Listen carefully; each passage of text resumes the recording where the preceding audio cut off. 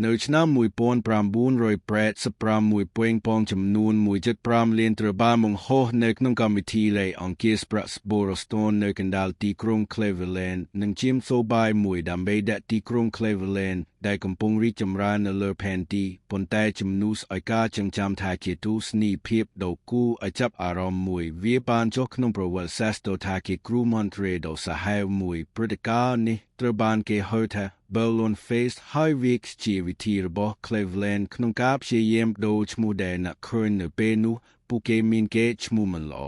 ដែលត្រូវបានបង្ហាញដោយឈ្មោះហើយក្លាយដល់ល្បីរបស់វាថ្នាក់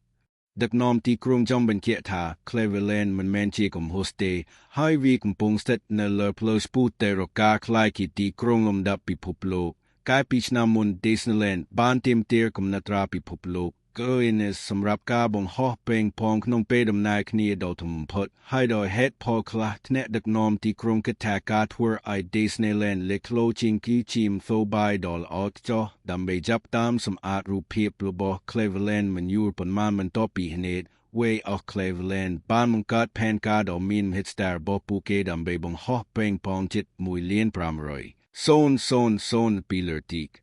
រោងព្រឹត្តិការណ៍នេះត្រូវការផែនការរយៈពេល6ខែរួមទាំងការសាងសង់សំណាញ់ដែលមានទំហំពន់ភ្លុកទីក្រុងវាត្រូវការអ្នកស្ម័គ្រចិត្តរាប់ពាន់នាក់ម៉ោងដើម្បីបំពេញពេងប៉ងហើយចុងក្រោយនៅថ្ងៃទី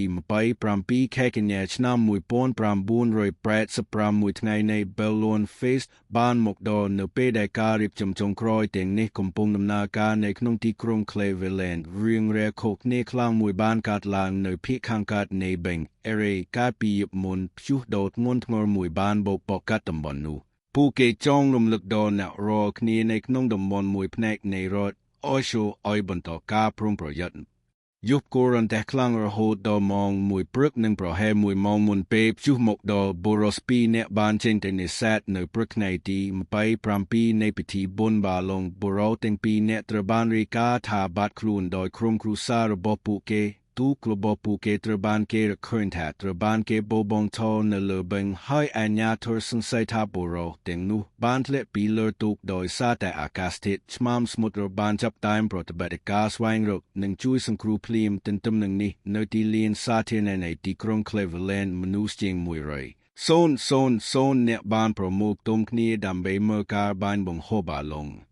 អ្នកក៏រៀបចំមានការរីករាយដែលជួសកាលពីយប់មិនបានស្ងប់ស្ងាត់ទាន់ពេលវេលាសម្រាប់ព្រឹត្តិការណ៍នេះប៉ុន្តែនៅពេលដែលថ្ងៃកន្លងផុតទៅអាកាសធាតុបានផ្លាស់ប្ដូររំដងទៀតប្រែក្លាយទៅជាអាក្រក់ជាងមុនព្យុះភ្លៀងដ៏ធំមួយកំពុងខិតជិតមកដល់ប៉ុន្តែបាឡុងត្រូវបានបំពេញរួចហើយ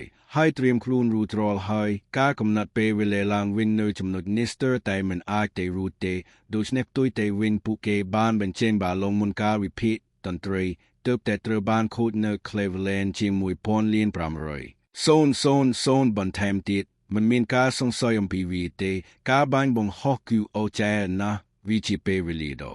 អស្ចារ្យនៃ train តែសម្រាប់ទីក្រុង Cleveland ប៉ុន្តែជាអកុសលពេលវេលានៃ train នេះមិនមានរយៈពេលយូរទេការរំពឹងទុកគឺថាបាឡុងដែលពោពេញដោយអេលីយ៉ុមនិងអណ្ដែតចំណោមបាឡុងទាំងនោះបានបង្កឲ្យមានភាពក្លាយយ៉ាងខ្លាំងនៅក្នុងទីក្រុង Cleveland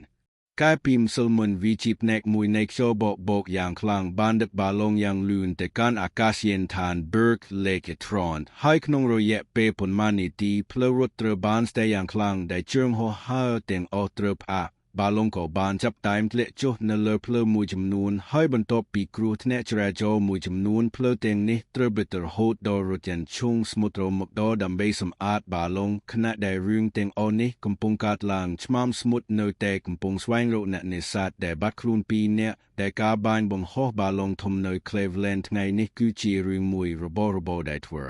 อีการស្វែងរកនេះពិបាកខ្លាំងណាស់សម្រាប់ពេងផងឆ្មាំសមុទ្របានចុះនៅលើបឹង Erie